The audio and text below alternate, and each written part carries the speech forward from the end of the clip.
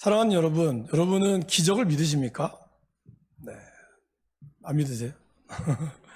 제가 그런 말씀 드린 적 있죠. 예수님을 믿고도 변화가 되지 않는 것이 기적이다.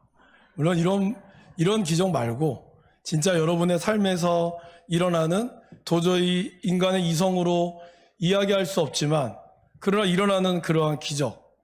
저는 그런 기적을 믿습니다. 저는 개인적으로 믿습니다. 일단 제가 변화가 된 게 기적이죠. 하나님 입장에서는 당연한 거지만 저를 봤을 때는 기적이고 제가 제 9살 어린 아내와 결혼한 것도 기적이죠. 사실 그 결혼은 눈물 없이는 들을 수가 없는 그런 내용이지만 어쨌든 결론은 기적적으로 결혼한 겁니다. 근데 여러분 그런 것처럼 여러분의 삶에 일어나는 수많은 또 상황들이 있을 텐데 그것이 그냥 우연으로 치부하기에는 너무나 희한한 일들이 우리 믿는 사람들 사이에서 많이 있습니다.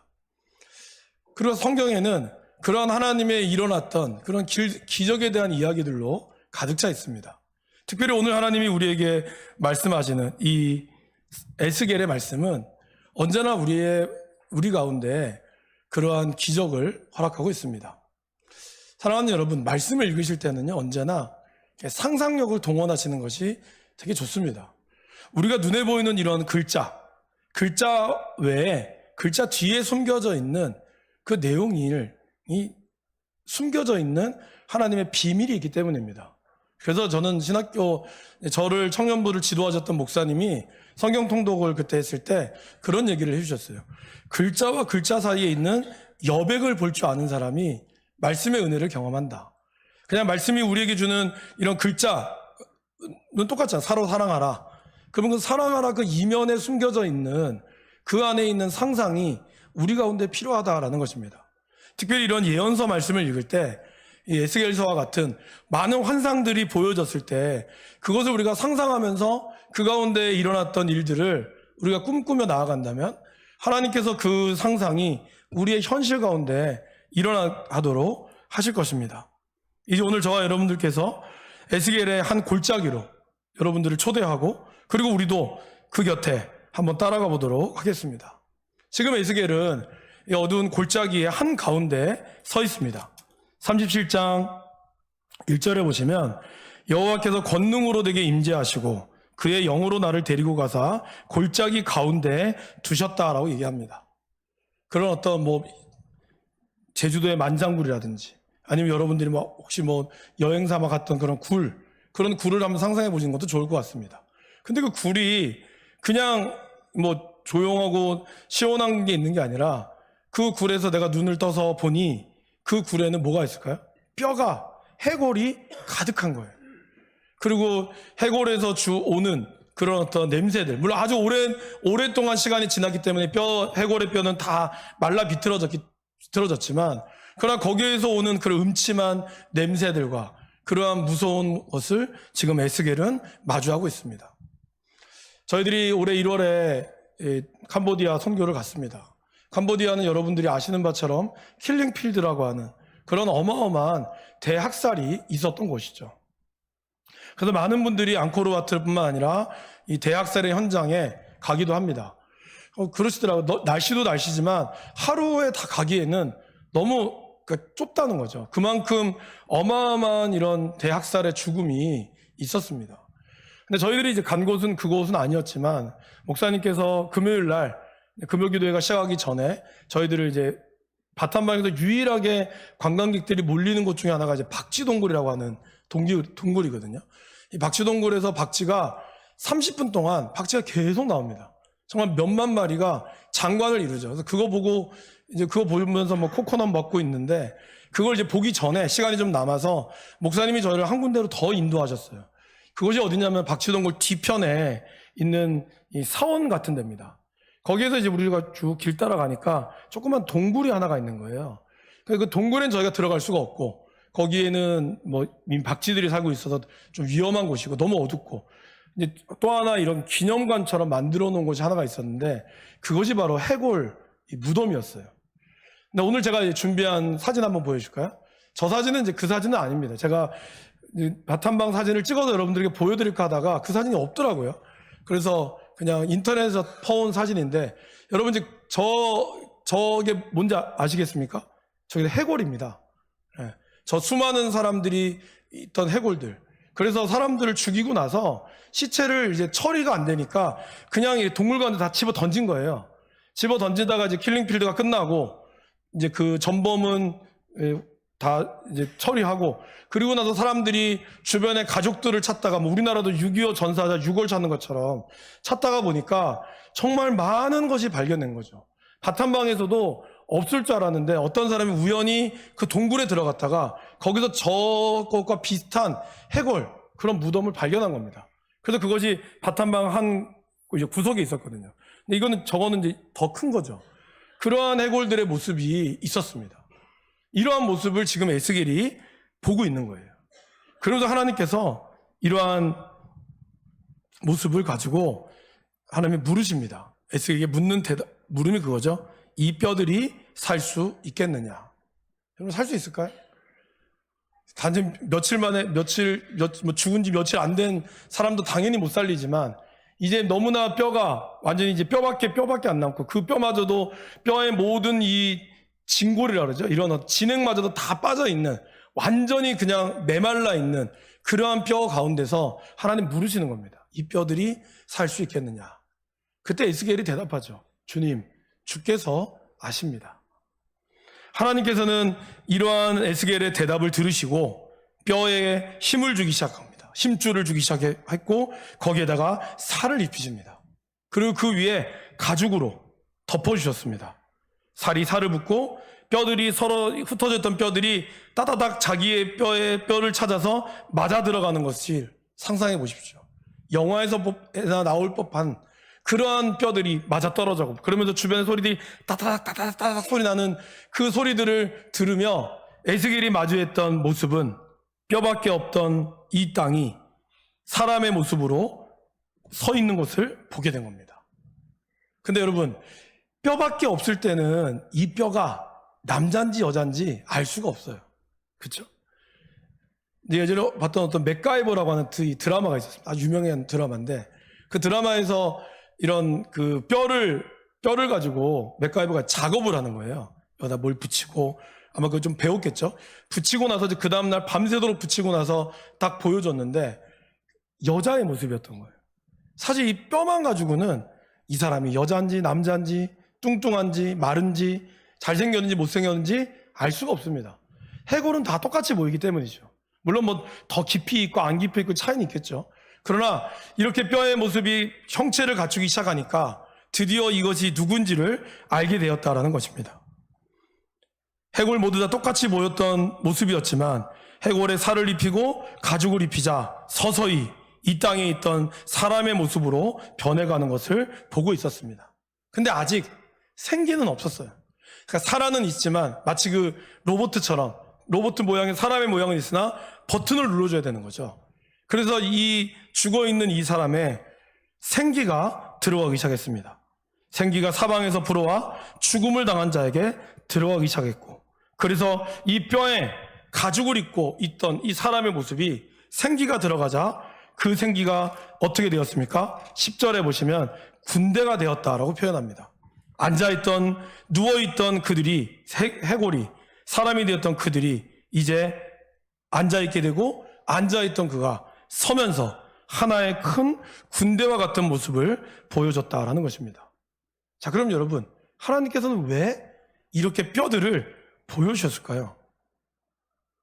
이 말씀은 예루살렘이 멸망한 지 딱 1년 정도밖에 안 됐을 때입니다. 완전히 예루살렘은 초토화됐고 모든 것이 끝나는 이 시기 가운데 하나님께서는 그러면 에스겔에게 이것이 망한 너희들의 모습이다, 이러한 비참한 상황을 알려주기 위해서 그랬을까요? 물론 그것도 틀린 말씀은 아닙니다. 그러나 오늘 하나님께서 에스겔을 통하여 보여줬던 이 뼈는 바로 이스라엘이 처해 있는 영적인 상황을 보여주고 있다는 것입니다. 그리고 그곳에 같이 들어가 있는 저와 여러분들에게는 뭘까요? 이것이 바로 하나님을 모르는 백성들의 영적인 모습을 보여주고 있다는 것입니다. 겉으로는 멀쩡하게 살아있는 것 같으나 속에는 썩어 문드러져서 더 이상 회복이 불가능한 인간의 모습. 이스라엘 백성들이 겉으로는 살아있지만 그러나 영적으로는 죽어있고 더 이상 소망이 없는 그러한 모습을 보여주는 것입니다. 그럼 하나님은 왜 이러한 비참한 모습을 보여주면서 우리에게 말씀하고 있을까요? 그것은 바로 구원에 있어서 중요한 것은 무엇인가? 하나님께서 이스라엘을 이렇게 회복시켜 주었지만 회복 이전에 우리에게 필요한 건 뭘까요? 구원 이전의 나의 모습이 얼마나 죽어 있고 얼마나 비참한 존재인지를 우리가 보아야 한다라는 것입니다. 저와 여러분들이 예수님을 만나기 전에 멀쩡했겠죠. 다들 잘생기시고 좋은 인물로 계셨겠지만 그러나 그 안에는 보이지 않는 해골과 같은 모습이 있었다라는 것입니다. 여러분 엑스레이 찍어본 적 있으십니까? 엑스레이 찍어보면 어떻죠? 엑스레이에서 나오는 이제 사진 판독에 나오는 거 모습 보면 머리카락도 뭐 있긴 하지만 다 해골이에요. 그죠? 다 똑같아요. 거기에는 그 사람이 부자인지 몰라요. 머리 2개 오르내려면 다 똑같은 해골의 모습이라는 거죠. 어떻게 보면 우리가 보여준 이 겉의 모습은 다 멀쩡하고 어떻게 다는지 알 수 없으나 그러나 그 안에 그 속에는 썩어 문드러진 그리고 말라 비틀어진 우리의 영혼의 모습을 하나님은 에스겔에게 보여주고 있는 것입니다. 이것이 이스라엘의 영적인 모습이라는 거예요. 이렇게 소망이 없는 이들, 그들에게 하나님 물으신 거죠. 살 수 있겠느냐? 무슨 말일까요? 네가 살릴 수 있겠느냐? 사람의 힘으로 살릴 수 있겠느냐? 이거를 물어보시는 것입니다. 도저히 인간적으로는 불가능한 완전히 소망이 없어 죽어 말라버린 이스라엘의 백성의 모습을 우리에게 보여주고 있다는 것입니다. 하나님은 이러한 소망 없는 모습 가운데서 거기서 그치는 것이 아니라 그곳에 살을 입히고 그리고 그곳에 가죽을 입히고 그곳에 생기가 돌아나도록 허락하셨다라는 것입니다. 그렇다면 여러분, 하나님께서는 이렇게 회복시켜줄 뿐만 아니라 다시 고국으로 돌아오게 하겠다고 14절 말씀에 이렇게 얘기하고 있죠. 내가 또 내 영을 너희 속에 두어 너희가 살아나게 하고 내가 또 너희를 너희 고국 땅에 둘 것이다. 다시 원래 우리가 가지고 있는 이 땅으로 하나님이 보내주시겠다라고 약속하고 있습니다. 그러면 이렇게 살아날 수 있었던 중요한 이유는 뭘까요? 하나님께서 이렇게 생기가 들어가게 하고 가죽이 들어가게 하면서 보여줬던 것 중에 하나가 뭘까요? 에스겔에게 이 뼈들에게 대어나라라고 말씀하셨다는 겁니다. 이 뼈들이 살아나기에 있어서 하나님은 먼저 에스겔에게 얘기했어요. 이 뼈들이 능히 살 수 있겠느냐? 그러면서 네가 이 뼈들에게 대어나라, 생기야 들어가라고. 대어나란 말은 무슨 말일까요? 예언하라는 뜻이에요. 미래를 예언하라는 뜻이 아니라 하나님 말씀을 전하라라는 뜻입니다. 그러니까 하나님은 에스겔을 통하여 하나님의 말씀을 전하라고 하신 겁니다. 하나님의 말씀이 전해질 때 그 말씀으로 죽어있던 뼈들이 살아나게 되는 것입니다. 처음에는 뼈밖에 없던 완전 무기력한 죄인일지라도 말씀이 들어가기 시작하면 그 뼈가 맞아떨어져가고 그 사람이 살만한 그러한 모습으로 하나님은 보여주심을 이야기하고 있습니다.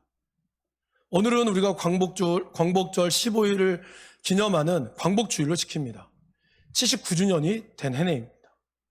여러분, 우리나라가 1945년도에 광복이 됐을 때 저는 사실 태어나지도 않았고 영화나 어떤 드라마를 통해서만 봤지만 특별히 제가 본 영화 중에 말모이라고 하는 영화가 있습니다. 그리고 이제 밀정이라고 하는 영화가 있어요. 그 영화는 이제 밀정이라고 하는 영화는 친일파를 암살하는 그런 어떤 내용이 있는 거고요. 그리고 또 하나 이제 말모이라고 하는 영화는 우리나라 이제 우리나라에 있는 많은 방언 있지 않습니까? 사투리 같은 이거를 이제 많은 한글 학자들이 모으는 과정에서 일본이 우리나라의 언어를 말살하기 위해서 그들을 탄압하는 과정을 그린 내용입니다. 근데 거기 보면 그 주인공 이제 이 한글 학회 일종의 리더격 되시는 분의 아버지가 친일파예요. 어느 학교의 교장 선생님인데 이분이 처음부터 친일파가 되진 않았습니다. 근데 친일파가 변질로 된 거죠. 그러면서 그 아들은 그런 아버지의 변절되는 모습을 이해하지 못했어요. 근데 아버지가 그런 말을 합니다. 절대로 우리나라는 독립될 수 없다. 해방될 수 없다라는 말을 해요. 밀정이라는 영화에서도 사람 이제 그 주인공 이제 마지막 사람을 죽이려고 많은 사람들이 한 3-4명이 모이거든요. 그때 그 사람이 그렇게 절규합니다. 우리나라가 해방될 줄 몰랐지. 절대로 해방될 줄 몰랐다는 거예요. 그게 아마 이정재 씨가 했던 걸 거예요. 해방될 줄 몰랐다는 거예요. 근데 여러분 45년도 일본 천황이 무조건 항복을 선언했을 때, 14일인가 선언했을 때 거기 있는 우리나라 사람뿐만 아니라 일본 사람들도 이렇게 될 줄을 아무도 몰랐다는 거예요. 그러니까 어떻게 보면 정말 기적적으로 일어났던 사건이라는 겁니다. 그 말은 뭘 의미할까요? 그만큼 나라가 도저히 회복이 불가능했던 상황이었다는 것이죠. 많은 독립투사들이 계셨지만 그들이 하는 힘은 너무나 버거웠다는 겁니다. 갈수록 점점점 변절자들은 많아지고 이렇게 끝나야 되는 상황 가운데 기적처럼 해방이 일어났다라는 것입니다. 제가 이 얘기를 왜 드리냐 하면 우리나라 처음에 많은 조선의 선교사님들이 오셨을 때 우리나라를 바라봤던 모습이 어땠을까요? 바로 에스겔의 골짜기에 있는 뼈와 같다라고 많은 선교사님들이 봤다라는 것입니다. 1910년도 6월 달에 영국에 있는 에든버러에서 선교 대회가 열렸습니다. 세계 선교사님들이 다 모여서 선교 보고를 했어요. 근데 그때 우리나라 대표로 14명이 가셨는데 그 중에 한 분이 윤치호 선생님이십니다. 그리고 나머지 외국 선교사님들이 계셨는데 그 중에 대표적으로 우리가 이제 또 한 번쯤은 들어보셨을 만한 선교사님은 바로 서울에 있는 장신대 광나루에 영향을 끼쳤던 마펫 선교사님과 그리고 연세대학교를 설립하신 언더우드 그리고 그 외에 에비슨, 게일 같은 14명의 외국 선교사님도 이 대회에 참가하셨습니다. 특별히 마펫 선교사님은 이 대회에서 이제 우리나라 기조 연설을 하셨죠. 이때가 국권을 잃기 바로 직전이었습니다. 우리나라는 1910년 8월 29일 날 한일합방을 했고 그러나 경술국치가 일어났죠. 우리가 8월 15일 날 해방을 기념하지만 29일을 잘 기억하지 못하세요. 여러분 29일도 기억하셔야 됩니다. 그러니까 이 우리나라가 소망을 잃기 바로 직전 6월 달에 이 선교사님들의 대회 가운데서 마펫 선교사님이 했던 가장 첫 번째 내용이 뭐였는지 아십니까? 조선은 정치, 경제, 교육, 희망이 보이지 않습니다. 이거였어요. 첫 마디가 이렇게 시작했다고 합니다. 조선은 희망이 보이지 않습니다. 이것보다 이전에 언더우드 선교사님이 이 땅에 와서 선교하실 때 그가 했던 조선에서 올린 기도가 있어요. 사실 뭐 이 기도가 언더우드가 안 했다라는 말도 있지만 어쨌든 여러분 참고로 해서 기도의 내용은 이렇습니다. 주님, 지금은 아무것도 보이지 않습니다. 메마르고 가난한 땅, 보이는 것은 고집스럽게 얼룩진 어둠뿐, 가난과 인습에 묶여있는 무리들. 주님, 지금 이곳은 아무것도 보이지 않습니다. 보이는 것은 이기적인 많은 분쟁들 뿐, 꿈도 희망도 없이 헤매는 사람들 뿐입니다. 선교사들 모두 다 공통적으로 이렇게 뼈들만 가득한 곳, 이곳이 선교사님들이 본 우리나라의 모습이었다라는 것입니다. 그러나 에스겔이 말씀에 순종하며 이 뼈들이 살 수 있겠느냐? 주님만이 아십니다. 그때 대언하라고 했을 때 에스겔이 말도 안 됩니다. 이게 되겠습니까? 가 아니라 그는 순종했다는 거예요. 그때 뼈들의 힘줄이 생기고 가죽이 들어갔던 것처럼 언더우드 선교사님도 이렇게 기도하시고 희망이 없습니다라고 기도하시고 나서 그 다음에 이렇게 기도의 내용이 나옵니다. 조선의 마음이 보이지 않습니다. 그리고 저희가 해야 할 일이 보이지 않습니다. 그러나 주님, 순종하겠습니다. 겸손하게 순종할 때 주께서 일을 시작하시고 그가 하시는 일을 우리들의 영적인 눈이 볼 수 있는 날이 있을 줄을 믿나이다. 마펫 선교사님이 아까 이렇게 기조연설을 했다고 그랬죠. 조선은 희망이 보이지 않습니다. 그가 그렇게 보고하고 그렇게 처음에 시작했는데 그리고 나서 그 보고서에 그가 그 다음에 했던 말이 있습니다. 이렇게 얘기했습니다. 현재 한국은 비기독교 국가이지만 가장 먼저 복음화될 땅입니다. 한국이 일본이나 중국과 같은 군사 또는 상업 강국이 될 것을 기대하지 않습니다. 그러나 우리는 한국이 기독교 국가, 영적 대국이 될 것을 확신합니다. 한국은 동방의 영적 강대국이 되어 중국과 일본, 더 나아가 러시아에게까지 영적으로 깊은 영향을 미치는 나라가 되리라고 생각합니다. 여러분, 이것이 무려 120년 전에 한 선교사가 예견한 내용입니다. 지금 어떻죠? 우리나라는 정말 중국과 일본에 비하면 국력이 한참 떨어지죠. 러시아에 비하면 떨어집니다. 그러나 적어도 복음에 있어서, 선교에 있어서는 우리나라는 세계에서 두 번째, 세 번째 가라면 서러울 정도로 복음의 영향력이 있는 나라입니다. 여러분, 이것이 어떻게 할 수 있었을까요? 어떻게 이것이 가능할 수 있었을까요?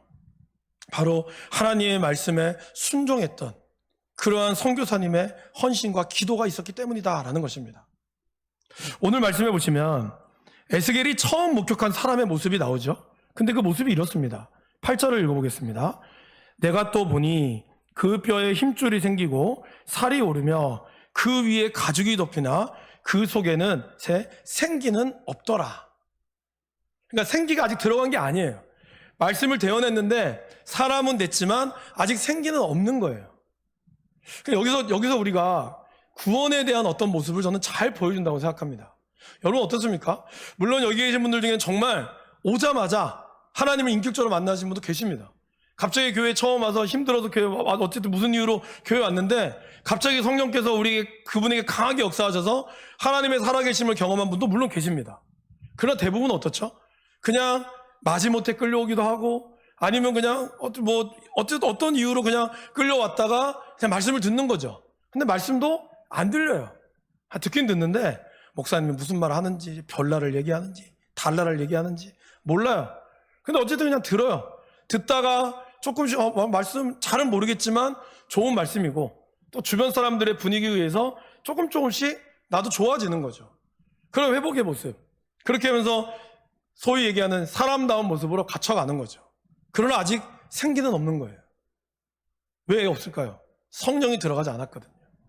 성령이 들어갈 때 어떠한 역사가 일어날까요? 이제 하나님은 에스겔에게 이야기합니다. 생기야 사방에서부터 와서 들어가라. 여기서 얘기하는 이 생기, 루하우라고 하는 이 성령이 그들 가운데 들어가자 어떤 일이 발생했다고요? 10절에 명령대로 대언하였더니 생기가 그들에게 들어가매 그들이 곧 살아나서 일어나 서는데 군대가 되었다라고 얘기하고 있습니다. 여기서 얘기하는 이 루하우라고 하는 히브리어 생기는 하나님이 처음에 창조하실 때 얘기했던 생기와 다릅니다. 단어가 틀려요. 처음에 하나님이 흙으로 그 몸을 지으시고 생기를 불어 넣으셨을 때의 그 생기는 히브리어로 네샤마라고 이야기합니다. 에스겔의 환상에서 하나님이 사람을 하나님의 사람으로 살려내는데 사용된 글자는 루아우입니다. 그러니까 처음에 네샤마는 사람의 코에 불어넣은 바람이라면 루아우는 사방에서 휘몰아치는 바람입니다. 그리고 네샤마가 들숨과 날숨과 같은 그냥 호흡이라면 루아우는 생명을 살리는 산소와 같은 역할을 한다라는 겁니다. 왜 이렇게 다를까요? 하나님이 처음에 창조하셨을 때는 이미 그 가운데 죄가 없었거든요. 죄가 없었기 때문에 하나님의 생기, 그 네샤마라고 하는 생기로 우리는 얼마든지 하나님과 관계 맺을 수 있는 상황이었다는 거예요. 그러나 죄가 들어감으로 인하여 우리를 살리는 네샤마가 필요한 것이 아니라 이제 뭐가 필요할까요? 성령이 필요하다는 거예요. 성령의 역사가 들어가야 되고 그럴 때 이 루아우가 불어닥치면 하나님의 역사가 마른 뼈와 같이 영원히 죽었던 마른 뼈와 같은 자들이 살아나서 일어나 군대가 되는 역사가 일어나게 된다라는 것입니다.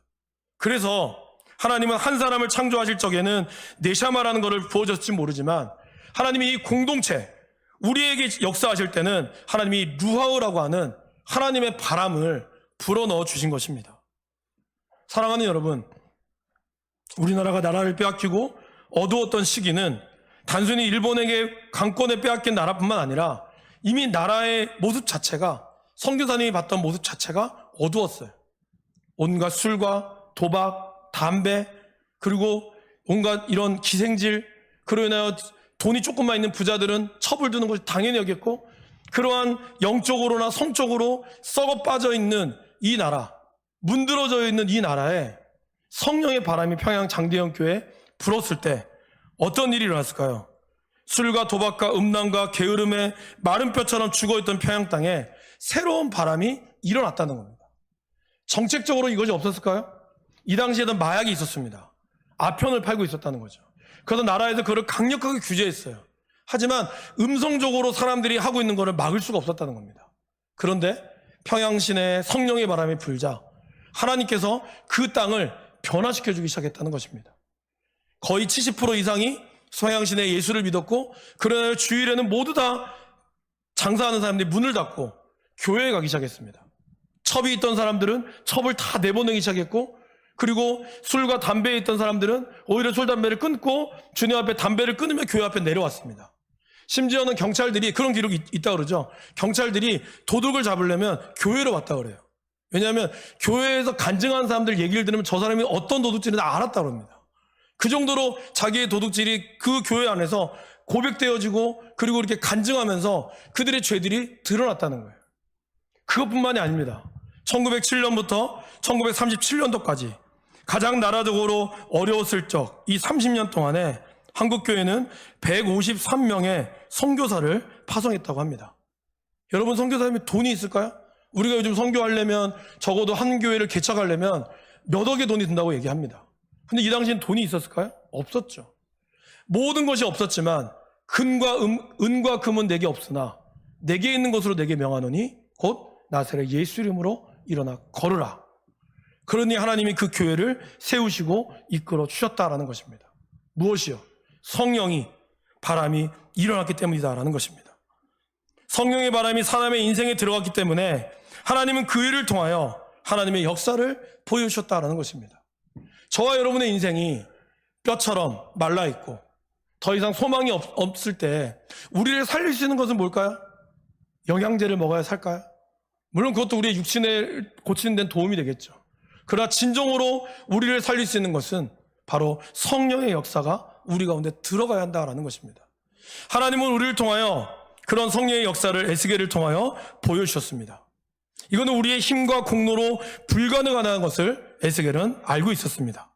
그리고 이 말씀은 이스라엘이 이미 멸망하고 말라 비틀어진 상태가 되어서 스스로의 힘으로는 회복이 불가능한 것임을 보여주고 있습니다.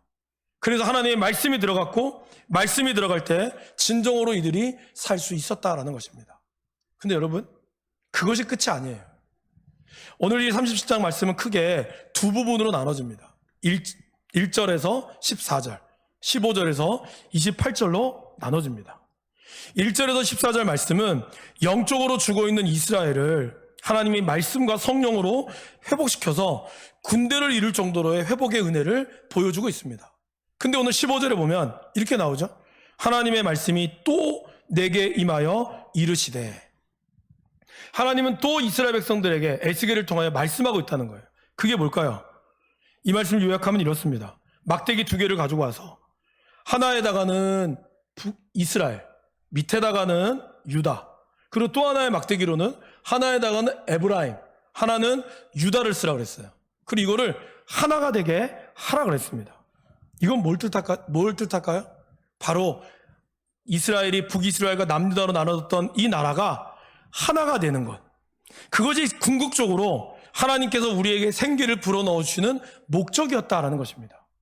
그래서 고린도후서 5장 17절 18절에 사도 바울은 이렇게 고백하죠. 우리 화면에 있는 말씀을 같이 한번 읽어보겠습니다. 그런즉 누구든지 그리스도 안에 있으면 새로운 피조물이라. 이전 것은 지나갔으니 보라 새 것이 되었도다. 모든 것이 하나님께로서 났으며 그가 그리스도로 말미암아 우리를 자기와 화목하게 하시고 또 우리에게 화목하게 하는 직분을 주셨으니. 성령 안에서 변화된 새로운 피조물. 그래서 처음에는 하나님이 우리와 관계를 회복시키며 우리에게 생기를 불어넣어 주셨습니다. 거기서 그친 것이 아니라 하나님은 우리에게 또 화목하게 하는 직분을 주셨다라고 말씀하고 있습니다. 예수님께서는 산상수훈에서 이렇게 얘기하시죠. 화평하게 하는 자에게. 여러분, 화평한 자에게 복이 있는 것이 아니죠. 이 단어가 되게 중요합니다. 화평하게 하는 자에게 복이 있나니 그가 하나님의 아들이라 일컬음을 받을 것이라고 얘기합니다.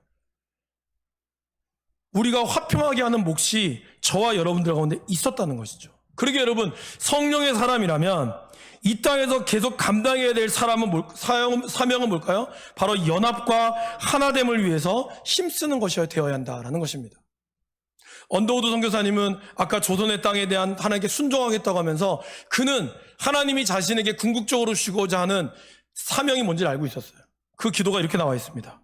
지금은 우리가 황무지 위에 맨손으로 서 있는 것 같사오나 지금은 우리가 서양 귀신 양귀자라고 손가락질 받고 있사오나 저희들이 우리 영혼과 하나인 것을 깨닫고 하늘나라의 한 백성 한 자녀임을 알고 눈물로 기뻐할 날이 있음을 믿나이다. 언더우 선교사가 궁극적으로 봤던 건 그거였다는 거예요. 우리를 서양 귀신으로 알고 노린내 나는 사람으로 알아서 우리를 배척했지만 궁극적으로 그들이 우리와 하나가 된다는 것을 우리가 알기를 원합니다. 양반과 상놈이 아니라 그것이 온전히 해방되는 하나. 여러분, 평양의 장대현 운동은 1907년도에 일어났지만요, 사실은 이 장대현 운동이 평양 대붕 운동의 이전에 토마스 하디 선교사님의 회심이 있었어요. 그분이 뭘 회심했는지 아십니까? 한국 땅에 와서 선교는 하는데 조선 사람들이 너무 더러운 거예요. 씻지도 않고 뭐 입에 냄새 나고 늘 꾸질꾸질한 모습에 항상 한쪽에는 술잔을 들고 다니고 한쪽에는 이 약간 온몸을 남자들은 벗고 다니고 그런 무식하고 미개한 민족으로만 이 하디 선교사님이 생각했다는 겁니다. 그래서 조선 땅에 희망이 없다. 더럽고 정결하지 못하다. 근데 어느 날 하나님이 그에게 깨달음을 주신 거예요. 누구보다 더러운 사람이 자기란 걸 발견한 거예요. 자기가 누구보다 미개한 민족에 내가 가르치도 왔다고 생각을 했는데 그것이 아니라 하나님의 복음은 그것이 아니란 걸 그가 깨닫고 철저하게 회개합니다. 그로 인하여 이 평양 대붕 운동이 시작이 된 거예요. 여러분, 진정한 하나 되면 뭐부터 시작해야 될까요? 내가 죽어야지 시작하는 거예요.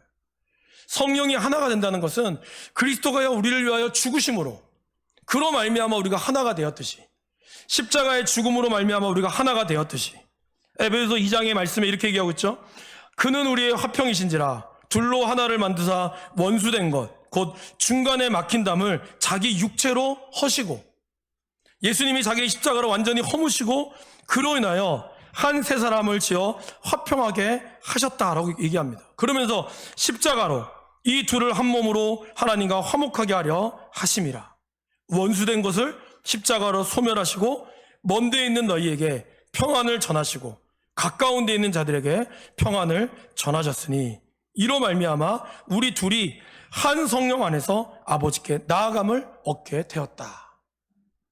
바로 십자가에서 예수님이 온전히 죽으심으로 하나님이셨던 그분이 친히 죽으심으로 말미암아 우리가 하나가 될 수 있었듯이 이미 우리 안에 성령을 받은 우리가 먼저 죽지 않으면 하나가 될 수 없다라는 것을 주님은 말씀하고 있다라는 것입니다.